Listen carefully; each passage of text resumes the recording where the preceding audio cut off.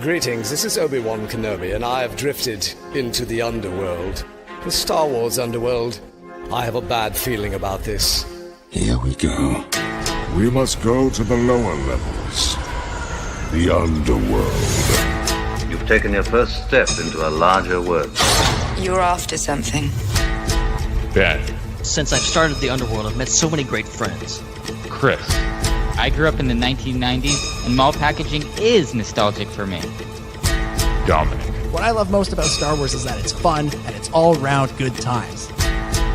So, this is where the fun begins. May the Force be with us. This thing really moves! Whoa! I like this! I can't believe you came all this way to see me. Why am I not in the intro? I gotta come up with a snappy line.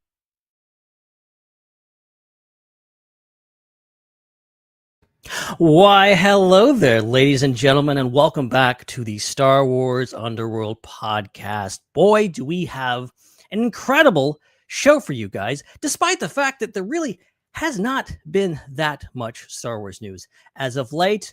But we're going to get into it because we got Shawn Levy, the director of Star Wars Starfighter. He's out there, man. He's doing stuff, and he's being better than other Star Wars directors in the sense that he's sharing actual behind-the-scenes photos from the set of Star Wars Starfighter. So we're gonna look at one of those, and obviously a big Emmy win for Andor over the weekend. We're gonna get into that. Of course, introductions are in order. It's really kind of simple tonight because it's me again by myself. There's no one else here. They all ditched me. So we'll just run through the news. I don't need anybody else, okay? Is that Ben Hart? What the hell is this? Is that Ben Hart right there? Oh, what? I can't let you do a solo show, Benny Oh, boy. come on. I was this close. I was in the middle of saying I didn't need you. Not on my watch, Ben. I am flying on in today to okay. To make sure I admit it. I admit it. I'm glad you're here. And especially after such a long hiatus. Welcome back. Yes. Haven't been here for a hot minute. But I'm so excited to be back talking the news. It's this Star Wars thing where it's like there's not that much, but there's also actually things to talk about with Star Wars. So I'm very excited to chat with you today, Ben. I'm just excited as anything. But yeah, exactly. Fooled you. Bang. You got me. You snuck up on me. You jump scared me. Dang it. So good. Boy, oh boy. But yeah, there's a lot going on, and as we all know, Hannah has not been doing anything. She's been lazy. And doing absolutely nothing. Sitting on the couch. Nothing on the Raeside. Nothing over there. No. There's nothing to watch. Don't even try to go over there and look and see, because there's no videos over there. The candle's just gone. Just a barren wasteland. I've just been doing nothing. That's, you know me. Yeah, good old lazy Hannah Raeside. Lazy me. Yeah, that's it. Yeah, that's yeah, it. No, but I'm glad to be back. Glad to be back. We know how it is. I guess it's time to do the plugs. I don't usually do this. I'm going to screw it up, but here we go. You can follow us on all the social medias. Well, some of the social medias. Don't go, Hannah, please. You can follow us, of course, at the SWU on most of the social medias. We're on some sites. We're not as active on other sites. You should definitely follow us on Blue Sky because it's an actually fun platform. And you're not only just going to get posts from me, you're going to get posts from other people too. Joel is blue skying up a storm over there. He's actually posting more than I am these days. So definitely go check him out. And if you want the latest news or whatever else, we're pretty quick to the draw when it comes to the news. So turn your notifications on, what have you. It's a lot of fun over there. You can join our Discord. You can follow a link in the description for that. A great, really vibrant community over there, full of sane people, cool people, which is not mostly, but it's a far cry from the rest of the internet. Seemingly sometimes yeah. So if you want a place to unplug and just talk about Star Wars with other people and have fun, it's crazy. but also we're doing a lot of interesting things over there, including game nights, movie nights, especially this week movie night, because we are now sitting at the eve of the premiere of Lego Star Wars Rebuild the Galaxy, Pieces of the Past. Yes, it's still a mouthful. We're going to be watching that show right after it premieres tomorrow night. I guess it's going to premiere later tonight, so it's technically supposed to come out tomorrow. I think so. Yeah. Is it a midnight release for the US? I would assume so. They usually will tell us if it's going to be a primetime release, and usually it would be up in like right now. So usually it would be now. Yeah. So seeming that, and actually interesting part about this is I'm going to be watching it cold. I'm not going to have a chance to watch it before the movie night. So if you want to catch my raw reactions to Lego Star Wars exclusive, yeah. So definitely come join us. It's a lot of fun. We'll stream them. We'll ignore all the copyright hounds and we'll stream it. You don't even have to have Disney Plus on there to do that. Doing all the completely legal stuff. Don't sue us, Disney. But also check out the Star Wars Underworld Network. We have a lot of different, we don't even call it a podcast network anymore because it encompasses all kinds of crazy content. You got, of course, the Raeside. You got Ion Cannon. You got Tractor Beaming. You got Tales from Beyond the Galaxy, and more. Maybe more. Actually, I don't know. That might be a lie. Maybe it's just all that. I don't know. But definitely check out all of them. The world is a lie. Except for the Raeside, because we've already established there's nothing happening on the Raeside. Nothing. I've been up to nothing. Trust me. Wink, wink. So good. And also, of course, follow us on all the platforms where you would get your content via video. If you're watching now, we're on YouTube, and then obviously subscribe there. And then we're also on the Apple and the Google and the Apple Podcasts and the Google Play and the Spotify's. You can go listen over there and download and all that kind of stuff. And definitely give us a 5-star review. You can say whatever you want in the review. Just make sure it's 5 stars. You can trash us, but give us a 5-star review. Give it 5 stars. I like that. Yeah. So, I think that is all the plugs for now. But let's get into the big story for this week. Of course, Star Wars Starfighter is in production right now. It's happening. And we got a big production update from our good friend Sean Levy, who is out and about doing some filming. And he took to Instagram recently with a new picture, and it caught the internet by surprise, and it really caught me by surprise because I'm like, other Star Wars directors a little stingy on the set photos. There's a whole ass other movie about to come out, and we haven't gotten this. So very shocking in a good way, I think. It's crazy, but I'm glad that Sean Levy is already establishing the fact that he is someone who is willing to share with us, willing to actually tell us about things. Here's the photo, of course. We got Ryan Gosling, and I believe I'm getting this kid's name right. Flynn Gray is the kid's name. Flynn Gray, I think that's his name. Yeah, right on. He's not a kid. He's a young actor. I shouldn't disrespect him like this. But he is a younger fella. Yes, right. Gotcha. But the surprising thing about this is that they're not in space. It's called Starfighter, but they're not in space. They're on some kind of flotation device in the middle of a body of water.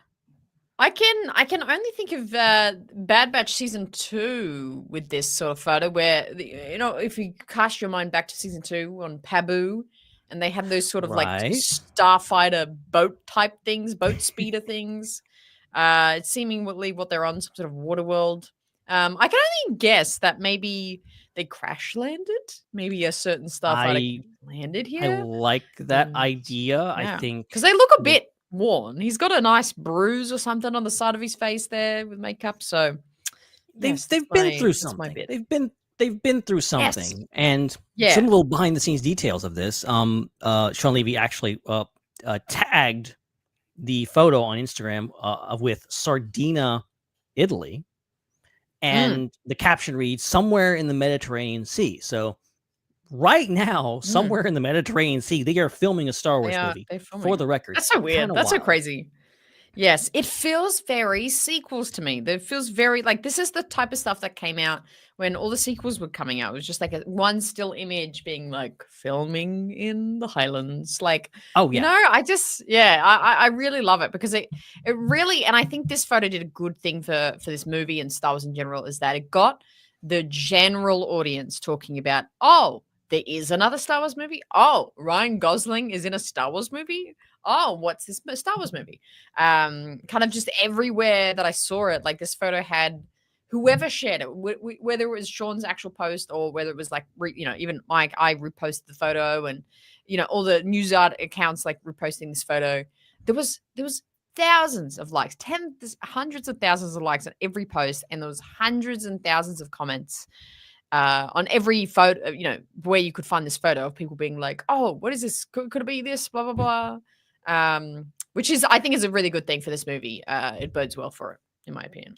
Yeah, no, that's what kills me about other Star Wars productions is this idea that you don't need a trailer. You don't need. By the way, we were supposed to get a Mando and Grogu trailer today. Yeah, true. That was a rumor.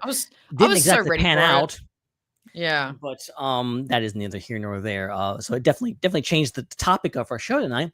But you don't need a trailer. You don't need really anything. You can give just a photo of Ryan Gosling on a raft in the middle of the ocean, and sets the internet on fire. And you really don't need much, which makes it all the more like dumbfounding when like literally. We have Mando and Grogu less than like what we're 6-ish months away, less than a year, less than a year, like 6 to 8 months, and no like one official photo, and like no set of photos, nothing while it was happening, and especially no trailer, and it's about characters that we know. They could give us a picture of Baby Yoda, and it wouldn't make any difference. It's like, oh yes, Baby Yoda.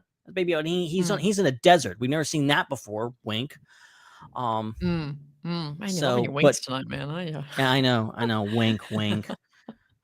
Oh, so good. I totally agree. I think the only most recent example of this I remember was when it was pretty much like the week after Celebration this year, and they had started filming Ahsoka, and Rosario posted a photo of her. She was in the costume, but it was her shadow on the ground and like her outline of Ahsoka. Remember that photo? And I remember that for like a couple of days, a week, being like, oh, look at the photo in season 2. It's like, it's happening. Oh, like that was the talk of the town. So yeah, I totally agree with you. There's something to be learned, and you don't need like this massive $1 billion marketing trail.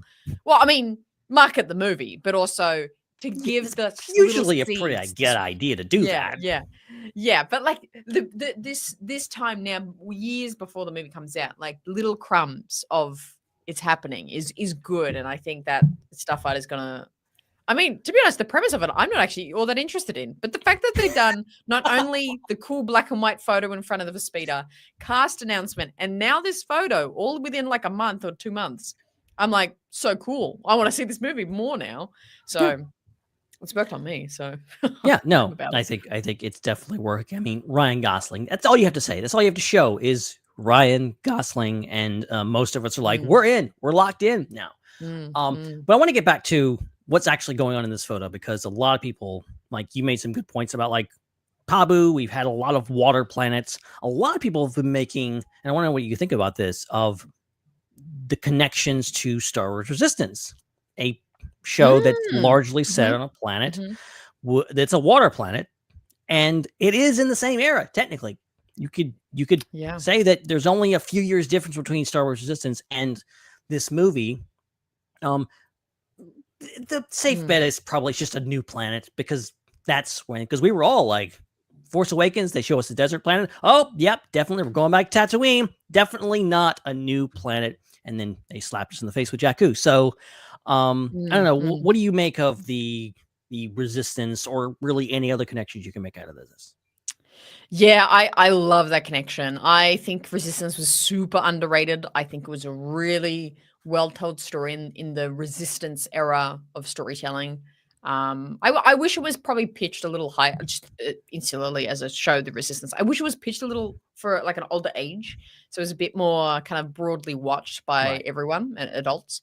But you know what? That would be a great little breadcrumb Easter egg if it's like this was the Resistance, like old Resistance base. Well, not even old at this point. This is only, I think it's set 5 years after Rise of Skywalker. So it's not the that word on the street. I don't know how much of that is official, but I know that's what I heard. Yeah. So that I would love that. I think that would be so fun because I was trying to think of all the water worlds. I was like, okay, obviously we have Camino, obviously we have Arc 2 with the islands, and then Mon Cala is the other one that people been mentioning. Like, what if this is like, you know, on top of the water of Mon Cala, and like they go underwater or something, and then they run into Admiral Akbar. I think he's dead by this point, but you know, find some other Mon Calas to team up with or something. I'm like, that's and I'm trying to think, but I like it. I'm trying to think of other instances of boats in Star Wars, and the only two that come to mind right now is the Mandalorian, the Heiress, where Mando and Grogu, they go out on that barge thing to go to supposedly go see some Mandalorians, and then the Rise of Skywalker, which is this era, obviously, with the Kef beer thing where she's on the skiff or whatever else. But not a lot of and Bad Batch, right, yeah, exactly. Yeah. So other than that, like not a lot of like boat action because like oh, and then also another one I'm missing here, Naboo. There's a little Venice style thing on the backwoods of Naboo. So I think there's precedent here. It's just cool to see something more real world in Star Wars. And I don't know. And then there's the costume. I just want to break down like the kind of what we can see in this photo of the sort of costuming that they've got here. You know, very rugged. Someone pointed out, what was it? Was a character like who has a tool belt in Star Wars? Someone, Cobb Vanth. There's a little Cobb Vanthy in like the belt and the he's got like a patch on the side of his pants where you would normally see like a holster, maybe. He's got the gloves. He's got gloves. These are all normal things that you can see. Things I'm not making any giant revelations here. I'm just like it's fascinating that in 2 years' time we will know everything there is to know about this character. Like we will know everything. Yes. But now we're just like, and we're gonna like, how stupid were we? We didn't put this and this together. Like there's something in this photo that we're not seeing that's there. Yeah. But that's some of the best. I think that's what I mean by like this is the best feeling, and it feels very sequel-esque, where it's like I remember there's early sequel photos where it's like this one photo of like Ray or of a cast member behind the scenes, and you go, oh, is that, you know, is this like fabric the same as this planet? And you know, that's like so fun. And then you look back and you're like, oh my god, this was such a stupid nothing conspiracy that we all had. Remember the UNICEF video that J.J. Abrams did in the lead up to The Force Awakens, and then he stops mid interview.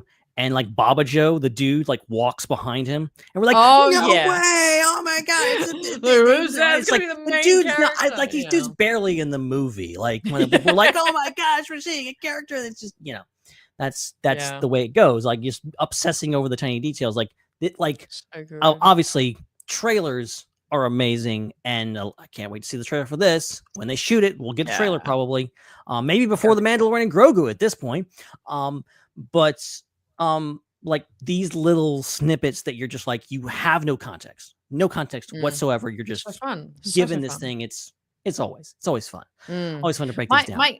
My question with these characters for you is do you think they are related in a family way in any sort of sense? It's funny, and I'm thinking about this because a lot of people, and obviously Star Wars has this grand history of not just family stories, but found family stories. Like even the original trilogy, before we found out that Leia and Luke were brother and sister, like it was like, oh, here's this people that just kind of run into each other and they become together. This family unit. And that of course goes on from there. I kind of hope they are related. I kind of hope it's not like I'm, because we have had a lot of that. We've had like from The Last of Us to The Mandalorian, like, old scruffy, grumpy dad guy gets a kid that he doesn't want and he has to protect him and get him to some place. Like, that's kind of a trope now. And I think that up is like, make them father and son. Like, they are related. Yes. This is his kid. Yeah. And they're just a team. There's no, I'm not saying there's not gonna be tension, but like, establish that and like not have it be like this. Obviously it can be a coming of age story. That's probably what it is. Like, that's kind of Sean Levy's bag of like what previous movies he's done. But it's I think ultimately it makes it a bit more different when you're like, okay, well, they're just father and son things, or maybe that's his nephew or whatever else. Yeah, I totally agree. I think they either need to go like all out, being like, yeah, no, this is a father and son. Maybe they're trying to find like the mum. Maybe the mum was stolen. Maybe the mum's Amy Adams, and it's like possible. she's been kidnapped, and they got to go find her or something. And just go. This is a father and son, or like, yeah, I don't know, or just not have any relation at all. But I do get the sort of not complaints, but just the ideas of like, oh, we've had plenty of father and sons. Like, how else can we tell the story of either relation, like blood father and son, or found father and son? Like, how many times can we do that story? I kind of get. But no, it's gonna be. We could be totally wrong, and it could be. I don't know. Actually, I don't know what an outlandish thing it could be. Also, I'm fully expecting this to happen, and I've talked about this before, and we've talked about this. I know they're going to do it, but for the love of everything, can this kid just be normal? Does he have to be a Jedi? Does he have to be Force sensitive? You want him to be, you want him to be completely non-source. Because that is towing them. That is going like, oh, grumpy dad protecting Force sensitive kid. We've seen that several times in Star Wars in recent memory. Okay. I'm not saying I hate it. I'm just saying they're on thin ice with this. You could mix this up a little bit. And I love Ryan Gosling, but could you've mixed it up by having a mother and daughter team and things like, what's that? Like, we need obviously more female characters in Star Wars. So like that whole thing. I'm preparing for what I know is inevitable, but I'm like, can you do something a little bit different? Yeah, I totally agree. I think having a completely bare and forceless main characters would be interesting. And they are just pilots. I think like what everyone's saying, Star Wars Top Gun. Just make it Star Wars Top Gun. Absolutely. They're not force sensitive. I mean, like, I think of Hera being a pilot and her kind of like, I don't know, just journey being a pilot, and she had all these stories of like being the best and becoming a squadron leader and becoming like a big pilot within the rebellion. I think that was a really compelling story alongside Kanan and Ezra's Force story. But I like that they didn't blend that. I like that they didn't make, Hera's a good pilot because she is Force sensitive. So I think these characters, I hope they are both got low midichlorian counts so we don't confuse that. Because I do, don't get me wrong here, I do love the idea of like, even characters that are not specifically Force sensitive, that they are still drawing on the Force in some way. I like the idea that like Han Solo is not a Jedi. He's never going to be a Jedi. He never had the things, but he's still in his own weird way accessing the Force to be one of the best pilots in the galaxy. And I know it complicates things, but I do like what they do with Sabine and Ahsoka. I like that she's a character that like, you're literally the worst possible person to be a Jedi. You have the least amount of Force sensitivity, but she still had had the willpower and did it. And I think the Sabine one's interesting. Yeah. It's up for. So I actually don't know how I feel about Sabine still. Like, 2 years after the show, I'm like, I don't know. I understand it. Seriously, I understand it as much as because I'm not against it, but I don't think I'm for it either. So I'm like, I still don't know. It does. it does it feels like it is a bit of a retcon. It feels a bit of a where it's Filoni changing things, which I'm not opposed to. Star Wars needs to evolve, needs to change these ideas. Unlearn what you have learned, like that all stuff. We have to be able to change what we think is the correct way to do things. I'm all for that, but change for change's sake is still, it has to be a good change. It has to make sense. And Filoni sometimes flies too close to the sun occasionally. Even as I say, is a big fan of his. But that's another story. Star Wars Starfighter 2027. I forget the exact date, but we are actually, I'll give you a report. May 28th, 2027, 617 days away. So wow, there you go. Won't be long. We'll be sitting in the theater. It's going to be good. Quick. Yeah. So looking in the rearview mirror a little bit and what has come down the pipe and what is actually getting some accolades. Star Wars getting awards. What is this? The hell has frozen what over. is happening? Yeah. If you watched the Emmys over the weekend, which I actually did. I never watch any of these award shows, but I happened to I had a TV and I was like, okay, I'll just watch it. I know Andor is up for a couple of awards, and then boom, they're giving out the award for outstanding writing, and lo and behold, Dan Gilroy's name gets read out, and it was a big deal. And I know it was up for best series, and there's a whole controversy about should have Genevieve O'Reilly or Diego Luna should have been nominated. Yes, I agree, but I do think it is poetic to see Andor get this specific award. I think from the beginning, we've all, even people that didn't like it, and who you are, can attest to the writing and the things, even if it's not your writing is so good. Even if it's not your taste in Star Wars, which I am not saying I want everything to be Andor. Andor is not my personal favorite Star Wars, even though I think it's the best Star Wars. It's not. Yes. Yeah. Andor is good because of the other things around it. Andor is good because we have Ahsoka and because we have the Mando show. It's good in context of the other types of Star Wars we have, I think. And Star Wars would be exhausting if it was all Andor all the time. If it was intense, political commentary and grim stories and all this kind of stuff, it would be a slog. Okay, I think I would have to check out with Star Wars. Speaking of getting bored with Star Wars, sometimes I think I would have to take a step back occasionally, because that doesn't sound like a lot of fun. Andor is a great show. Sometimes it's not fun. Sometimes it's very grim, and that's why it's great. But I think anyone can attest to the writing. And I think getting this and Dan Gilroy having a chance to, in the limelight, and just to have it is weird. I'm telling you, it is very weird to watch the Emmys and see her Star Wars imagery and not just be oh, here's visual effects and we're not gonna, you're not gonna get anything else besides this. And this obviously is the 5th award that it won. We had the Creative Arts Emmys about a week ago.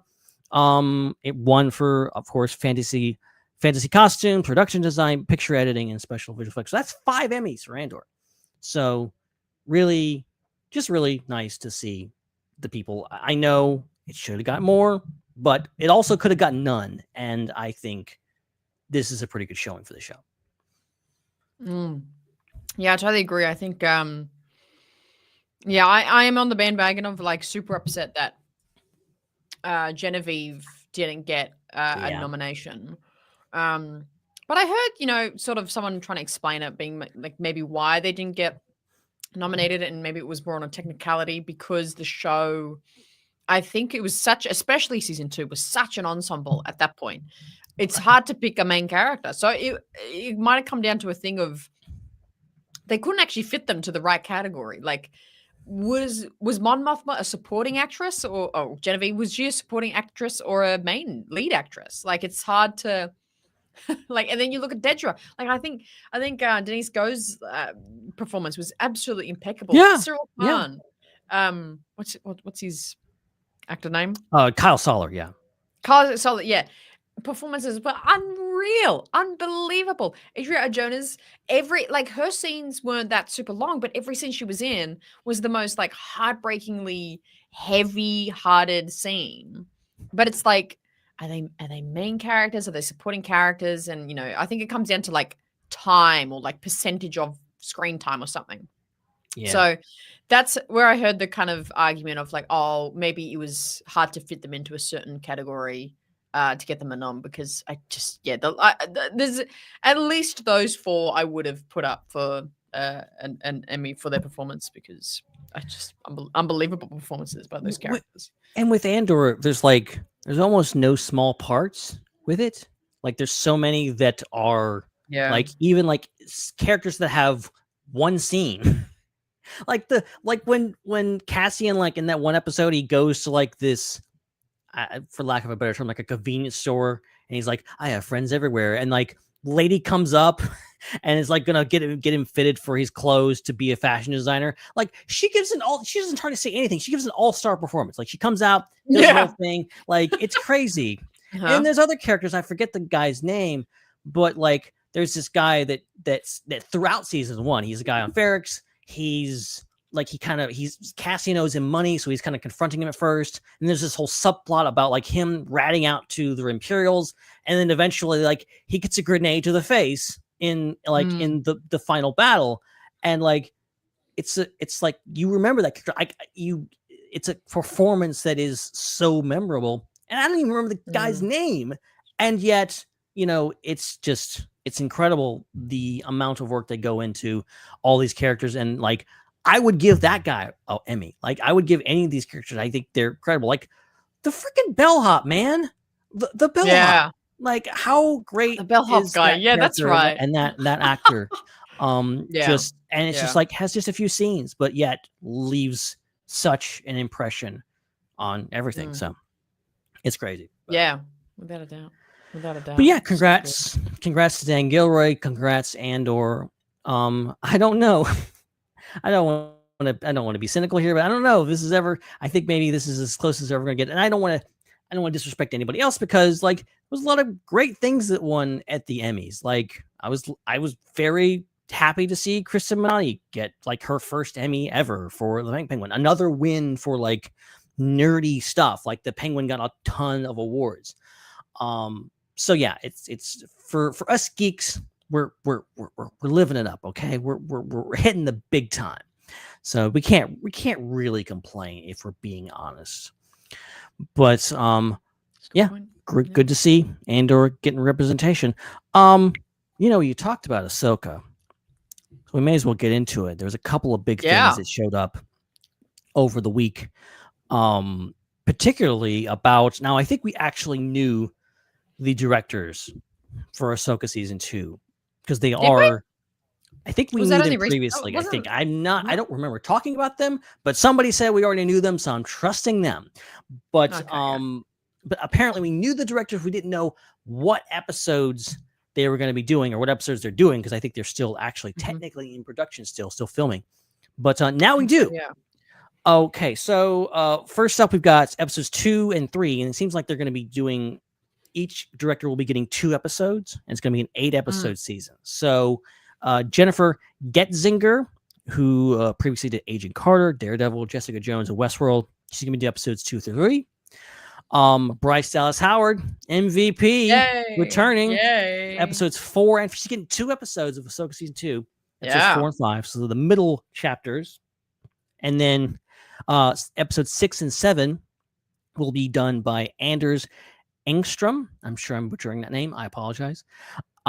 He was best known for Percy Jackson and the Olympians and Chief of War. And the notable absence here is, well, who is going to be directing episodes 1 and 8, the premiere and the finale. People are speculating, even though we don't know for sure. Seems likely that Filoni is going to be the one to do that. Seems things he'll be the writer and the executive producer. He'll be wearing all the hats, including his cowboy hat. And so I think that makes the most sense. But I don't know. What do you, Hannah? What do you make of all this? I'm not super familiar with these these directors. I have seen most of the shows they've done, but you know, it is, and but it's really, it's good to see. Obviously, good to see Bryce back too. Yeah, I Jennifer Getzinger, I think she has done, if I'm not mistaken, I think she did something on Boba and Ahsoka season. I think you're right. One. I do remember that name. She might have done the Tusken episodes. I want to go as far to saying. Let me IMDb her really quick. No, I'm happy with this. I'm happy with this. Yeah, no, I think like I should remember these people's names. Like they've made some of the best Star Wars. Like the person that made that episode, what was it, 2, A Book of Boba Fett, like one of the best Star Wars things ever, in my opinion. Like I feel I should know their name. But alas. Maybe she did at least in Ahsoka season 1. She only did 1 episode of season 1. Okay, yeah, but I swear she was in something else. But yes, I'm happy with that lineup, and it would make sense that Dave would be getting episode 1 and 8. Although controversially, I do think he would be better as the overarching executive. Oh, am I cutting out or are you cutting out?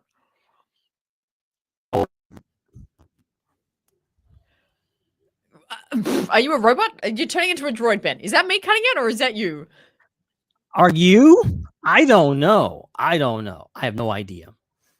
I think you just I think I'm back now. Can you hear me? Yeah, you're back. You're pretty clear now. That's all good. I was saying that I think he's gone. Bye, Ben. Is it Ben? Okay, I'll take over the show now.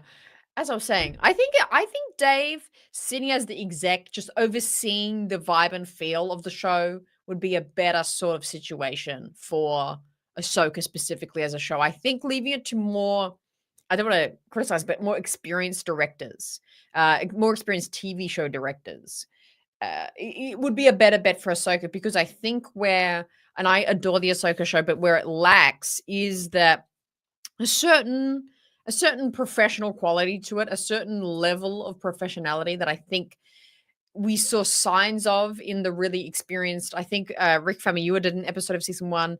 We saw signs of it, but then it wasn't fully there the whole way through. And I think Dave's episodes did dip a little bit. But that's not to say he's bad director. I think it's just he's an inexperienced director. Yep, I'm now. Isn't it funny? I haven't been here for weeks, and then now I'm doing a solo show. So fun. Audio listeners, if you are tuning in, Ben is gone. I am what remains. Oh my God. How perfectly could I have said that quote? Anyway, so I'll continue talking about the Ahsoka show, because why not? I have a lot to say about it. But the director thing is a big thing to take into account coming into these shows. And I've had the personal opinion that I think that's been the big shakeout that Star Wars TV shows have needed over the years. You know, you have your merited criticisms of various shows. I have my criticisms of Kenobi, of Boba. As much as I love those shows surfacely, I think there's critiques in them. And the big thing I think is Disney and Lucasfilm trying to shake out how they do the directorial thing. Because you look at the Kenobi show, and they committed to doing, let's give the entire show to one director. Let's give the entire show direction under Deborah Chow. And I think that there's pros and cons to that. The pro is that you get continuity. Even if you don't like the Kenobi show, you gotta say every episode feels the same, looks the same, rolls the same, flows the same. And that's a big pro. But then the con is that if you do not like Deborah Chow's directorial style, you're probably not going to like the overall show. Where pretty much every other show with Boba, with Acolyte, with Andor, with Mando, and of course with Ahsoka season 1, it's been, I know with Mando season 1, it was a new director every episode, but they've slightly gotten that further down as the shows have gone along. And we get to Ahsoka. And Ahsoka season 1, there was only 8 episodes, and I think there was only 4 different directors. And then it sounds like this season, season 1 was like 6 directors, and season 2 will now be only 4 directors of the directors that Ben rattled off there. I don't even know where Ben is. Is he alive? I don't know, but let's keep talking. Let me pull up the notes of the show. This is so fun that I'm doing a solo show. This is so great. Let me pull up the show notes to see what else we had to hit on tonight. But I mean, apart from the cinematographers being mentioned as well as the directors, there's episodes 1, 4, and 5 is Eric Stilberg. Eric Stilberg did 500 Days of Summer, Ghostbusters Afterlife, and He did 5 episodes of Ahsoka season 1. So that's always a good thing when you see them coming back for more. Episodes 2, 3, and 6 is Stephen Person. I don't know how he say his last name, who did Wednesday. So that's a really interesting, and Black Mirror on Netflix. But Wednesday, obviously very popular, very well-loved, well-made show. So that's very good that they got such a big name on Ahsoka as well as the finale episodes, episodes 7 and 8, Barry Baz Iodine. I don't want to say it's Iodine. American Sniper, True Detective. And he was the director of photography on Rogue One's second unit and 2 episodes of Mando season 1. So it's always very interesting to, in all honesty, I'm not super into the different kind of roles and sections of the back end of TV shows, but it is interesting just to take note of, even if it's just the name and what they've previously done. Like the cinematographers, you go, oh, I don't really care about cinematographers, but just taking note of, they've done XYZ previously, especially if they've done previous Star Wars shows. Ben, you're back. My God. Yeah, thank you. Thank you for saving my ass. That's so fine. I'm on a roll here. Taking note of the cinema. I'm up to the cinematographer part of the Ahsoka show, by the way. Taking note of who the cinematographers are does actually make an impact of how the overall show, the quality looks and feels as a show and its coherence. So having such good cinematographers is very key. Just on that, the other, just as we previously spoke about Starfighter, the cinematographer that did Top Gun Maverick, the most recent of Top Guns, is also the cinematographer on Star Wars Starfighter. So if that is not saying this is going to be Star Wars Top Gun, I don't know what is. That's Top Gun Maverick. Fun fact: the superior Top Gun.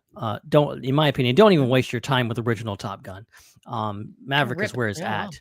And really good looking movie. Also, kind of a Star Wars movie. If you know what I'm talking about, you know exactly what I'm talking about. Kind of a Star Wars movie. They basically ripped the third act out of A New Hope and they put it in that movie. That's basically what it is. For those who are unaware. But that's really exciting. I forgot all about that. And I mean, there's a lot of good names in here. I love that, like, Rogue One is a great looking Star Wars movie, and bringing in someone like Baz Iodine, it's great to see, especially like a movie experience cinematographer, because Baz has done other things as well that I forget off the top of the head, but a movie. Usually movie cinematographer doing a TV show is a cool thing because that adds, I think they're, going hard and making that quality look a little better than season 1, which I love. Yeah. And see, the thing is, and I don't want to I don't want to crap on other seasons of Mandalorian, but season 1 of Mandalorian looks spectacular in so many ways, and it's because you have the cinematographer who I believe did Rogue One, Greg Fraser, came in to do the cinematography of that one. It just looks, there's so many shots.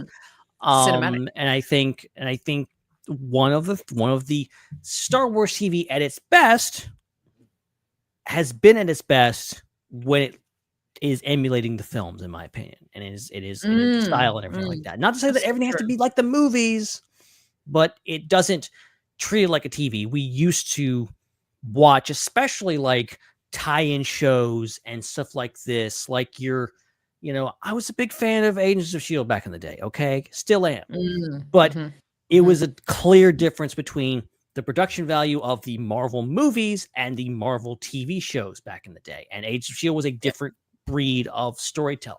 Wasn't bad, it just was different.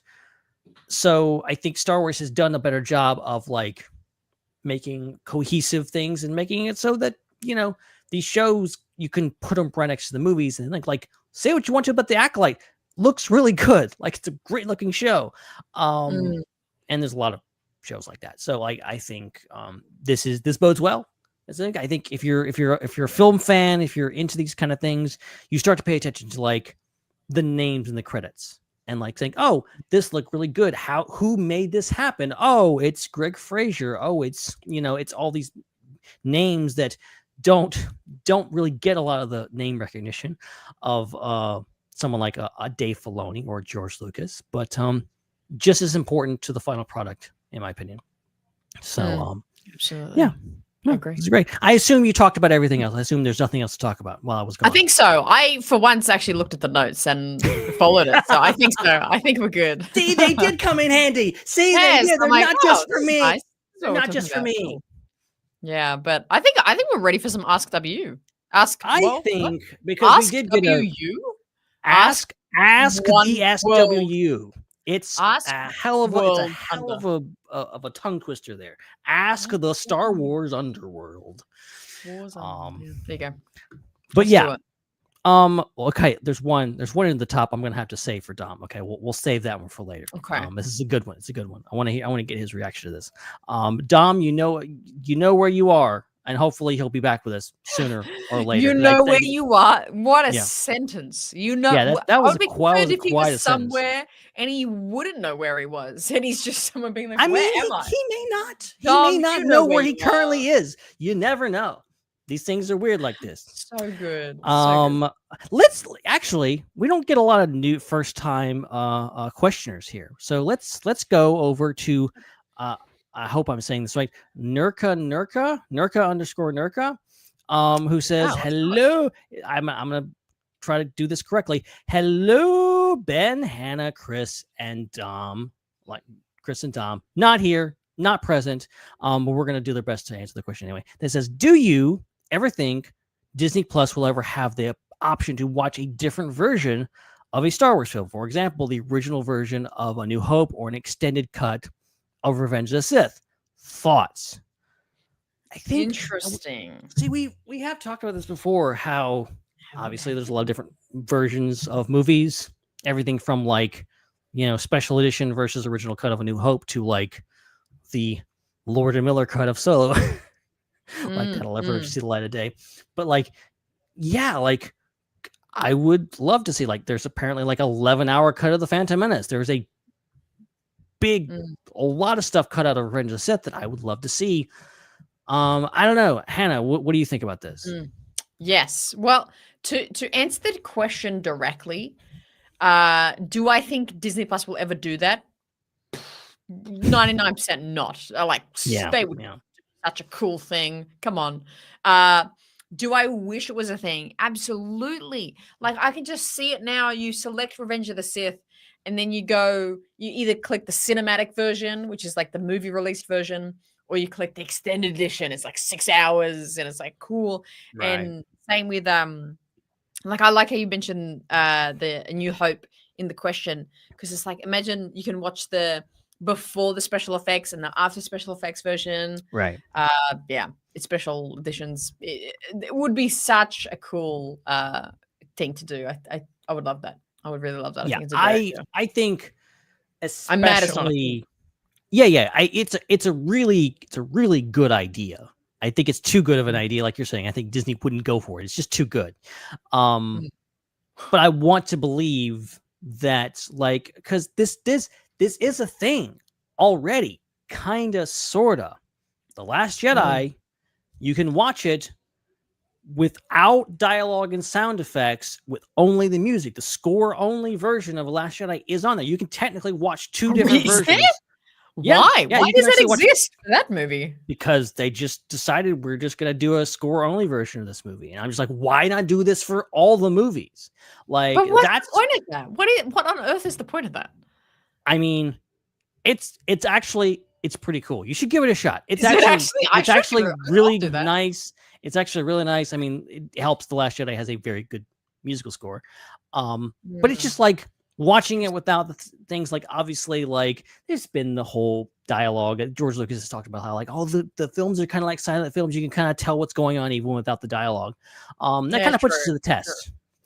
But there is a precedent there, and that is a thing that exists. So I think, and we've talked about it before, how for the sake of film preservation, these things should be relatively available to anyone that wants to watch them. I think with A New Hope, you have, yes, a lot of different versions of that movie from 1977, which there was like multiple different versions and sound mixes playing in the theaters at the same time. There was literally different versions of the movie, to like The Empire Strikes Back, which apparently opened in theaters with a different ending. They changed the ending halfway through its theatrical run, and like all this kind of stuff. And like, why not like restore those movies? Take the original cut of A New Hope, restore it. We know that original cut is out there. It's been screened. Like, take that, restore it, put it on Disney Plus. I mean, you can just flip through these things and have people, because that's the way you're gonna make everyone happy, is like to make it available. Obviously people want physical media, whatever else, but like to have it on Disney Plus, it's a great way to catalog all this stuff. But it seems now Disney's doing the opposite. They're like, let's make this disappear because we want more money. More money. So let's just make this pretend this never happened. Willow never happened because money. Yeah, that is still so crazy that just, you can't get that. See ya, bye. Not on Blu-ray, not on DVD, nothing. It's just like vanished. Crazy. But yeah, I say do it. We need to start the petition. I need to do my petition thing again. We need to make this happen. Back. Yes. Please. So yes, thank you for the comment and the question, Nurka. Let's go to let's hit up what Gilster has to say. Gilster 10 says, how common is it for someone to buy or win a planet in the Star Wars galaxy? For example, in Cloak of Darkness, the Clone Wars episode, Nute Gunray offered Ventress a planet if she freed him, which was her mission. And in the courtship for Princess Leia, Han Solo famously won the planet of Dathomir in a high-stakes game as a gift for Princess Leia. He won Dathomir? I forgot that tidbit. That's insane. That sounds like something that would happen in the novel Courtship of Princess Leia. That's I'm not kidding. I'm halfway through that book right now. I'm not. Oh my God, really? I'm literally reading it right now. Yeah. Yeah. I need to mark that off my list. Oh my God. Yeah. Okay. How is it? How is it? It's pretty good. I haven't gone to the bloody winning Dathomir part, so spoiler. But I can't. I can't claim spoiler on a book that's like 30 years old though. So that's right. That's fair. No. I think you're well out of the spoiler ban territory. I've heard weird things about that book. So I genuinely don't know if it's good. It is bad, odd. right? It is. It's like she's like gonna marry someone else. Essentially, that's like the thing. Okay. Like married to Han already. But yeah. It's anyway. Okay, that I can see how that could complicate things. It's obvious. Yeah. Yeah, but yeah. So I kind of I've tried to make a point of like revisiting older Legends books and stuff like that to get caught up, because there's a lot of good stuff out there. Like there's a lot of bad stuff, a lot of good stuff too. But to the question of the planets, right. Take it and what was it? How common is it? Was it or how? Like because they're talking about like different examples of people buying planets. Like how common is this in a thing in the Star Wars galaxy? Because I can't think of much examples outside of that. Yeah, what other examples? I mean, are there? I don't think it's I've always taken the Star Wars galaxy as they treat planets more like states or cities or like islands. Like I know on Earth, people can just own an entire island by themselves if they're rich enough. That's just a common thing that happens. I feel like the same would be said for things like there's billions of planets, trillions maybe, and limitless galaxy. People would probably own planets. Like that would just be a thing, maybe not a common thing, But then also, like I think winning a planet and over a game of Sabacc, stuff like that, that's things. It's not something that's super prevalent in canon, not that I know of. Yeah, I agree. I don't think it would be that common. And also, how do you accept that right? Like, the only other kind of canon example is that I can think in the Bloodline book. It's kind of different though. That there was some ancient artifact tying the Organa family to this other planet, and the other planet's like monarch had died, so somehow Princess Leia was, General Leia at this point was going to be in charge of the planet. So there's instances of that where I think there's less of, oh, I own this planet like you own a car. I think it's more. Right. I think there's a lot of monarchs on each Star Wars planet that I think cross over a lot. So that's probably more frequent in terms of just like who's in charge. Yeah, and obviously the Newt Gunray, instance there that he mentions, like it's more or less just like this guy is super rich and also he's an a-hole, and he will just like he's desperate, like he'll give you a planet if you let him free. So that's kind of where that's going. But yeah, I think it probably happens. I think if you can think of it, if you can imagine it, it's happened in Star Wars. I think Lando mentioned something in the Solo movie about winning a planet or something, or like I need to rewatch that movie. I haven't seen it in so long. Yeah. Solo. Add it to the list. Add it to the list. So thanks for the question, Glister. Let's do one from Vlad Sander. Vlad Sander says, "Hey, Vlad, with another question and a fun one this time. They're always fun, Vlad. Don't sell yourself short. If you could using only 3 of the characters, combine Star Wars with another video game, what game would it be, and who would you use?" I was inspired to ask this question by the Soul Calibur 4 and its inclusion of Star Wars characters. So he's referring to, I think, Soul Calibur, which is kind of a fighting game, featured like you could play as like Yoda or Darth Vader fighting different characters.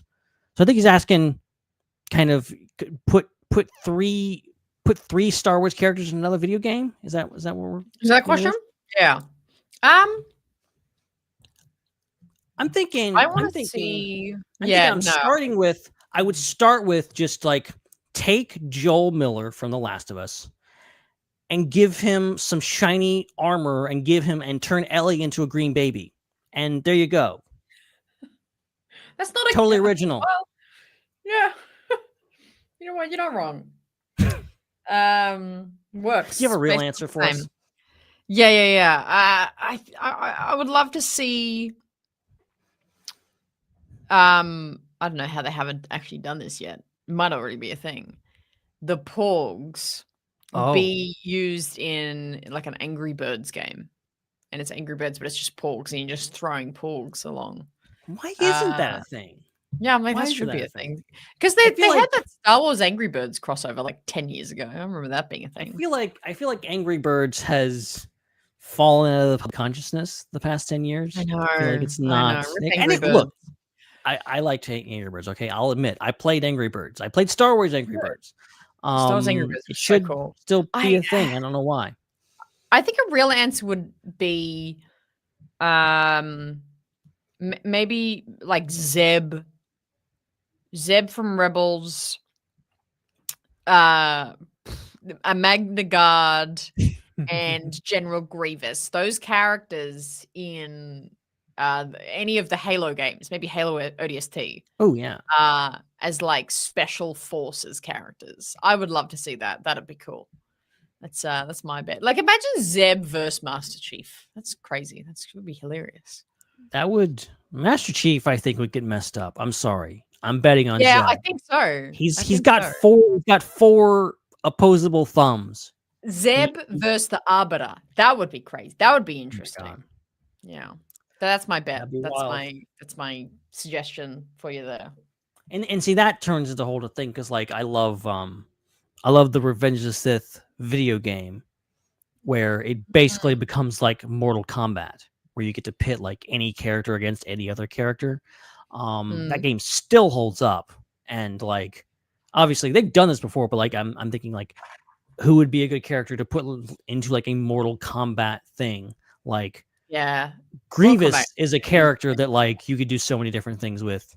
And like you can have the 4 arms and you could rip somebody's heart out, maybe. I don't know. Just some Grievous thing. Yeah. Some Grievous thing. Yeah, that's a good question though. It's a good question. Great question. Great question. We got time for one more, maybe. We just went just over an hour. Just over an hour. Let's do one more. Let's go back to Glitster. Let's go back to Gilster. I always mix up where the L is in Gilster's name.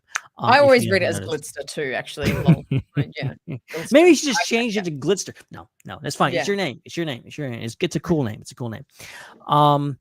Gilster 10 writes, will we ever see a droid in Star Wars similar to Ash or David from the Alien franchise, or even a human droid hybrid?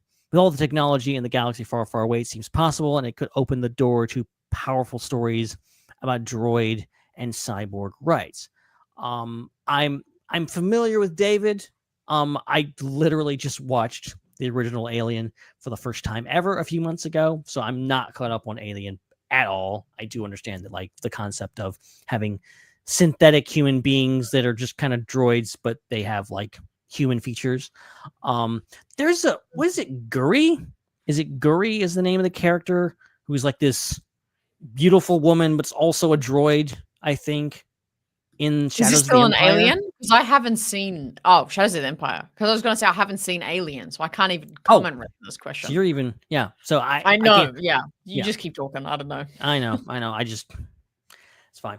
But yeah, I think that's the only instance I can think of like a human-like droid in Star Wars is Shadows of the Empire, which is obviously not canon.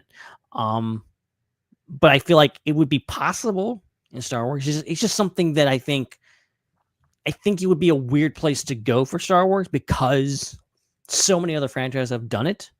That I think, they may want to stay away from that. Like droids kind of look like droids. It would be weird to mess with that because we know like Luke has a droid hand that looks like a real hand. So makes sense. Yeah, that's true. That's true. And I mean, inversely, I think Grievous obviously is like, he's part human in a way. Yeah. So, yeah. Yeah.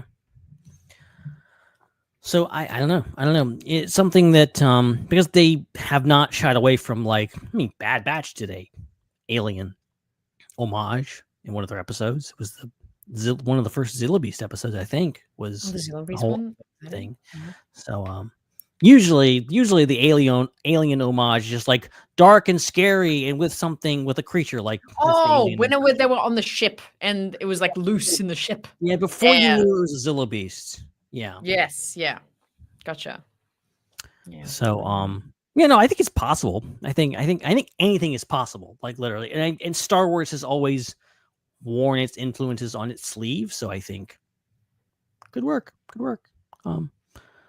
But yeah, I don't know, Hannah, you have anything else to add before we close it up? I don't think so. I'm just so thrilled to be back for another week of chats. I loved it. So yes, I'll be popping in much more frequently for the shows more often than not these days. So I'm glad to be back. Can I just speak for everyone when I say you better, okay? You better not abandon us again.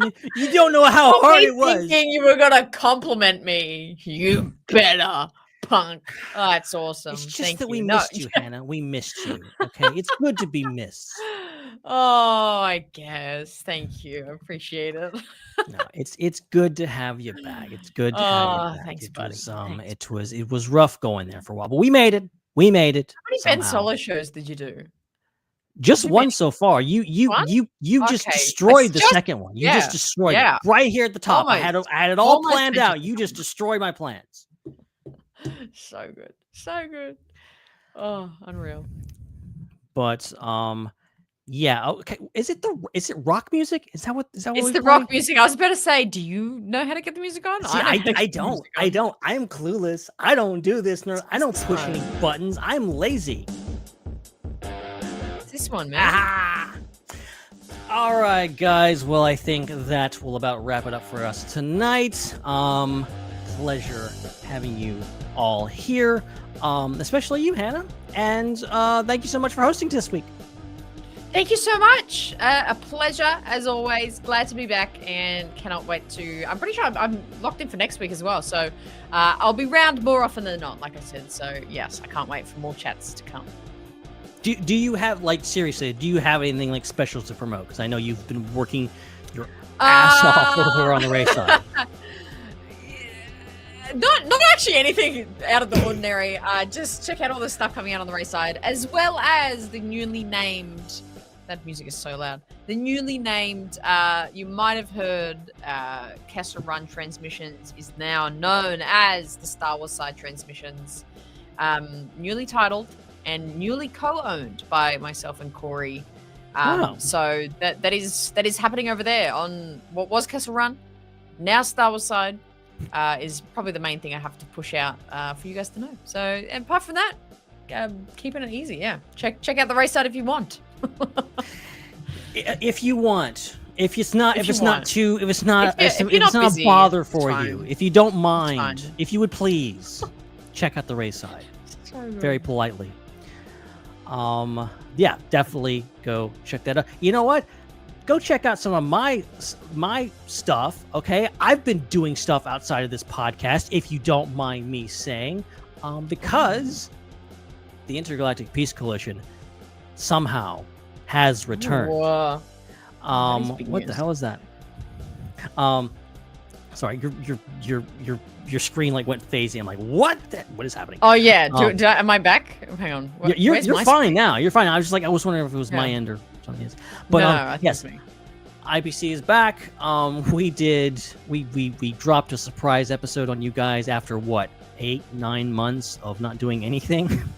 We finally got something out there, and yeah, it was a great episode. Like 2 hours and 45 minutes of ear candy for you all. We did life updates. We talked about food. We talked about travel. We talked about all the movies and TV shows we watched. And yeah, it was a heck of a lot of fun. Good to get back in the saddle. And yes, there is more to come. Okay, there is more episodes very soon coming into your ear hole. So definitely go check that out at IPC Podcast on the socials, and IPCpodcast.podbean.com, I think, is the URL where you can find all of our episodes. But of course, Star Wars Underworld Network is where you can find the Raeside, Ion Cannon, Tractor Beam, Tales from Beyond the Galaxy, and more. You can follow us on the socials at the SWU. Join the Discord, link in the description, movie nights, game nights, all that kind of stuff. And subscribe on the YouTubes, the Spotifys, the Google Plays, all those stuffs. I don't know, Hannah, did I miss anything? I don't think so, man. I think that's it. I think that's that's it for this week for us. That's good. All right. Well, in that case, bye. No. No.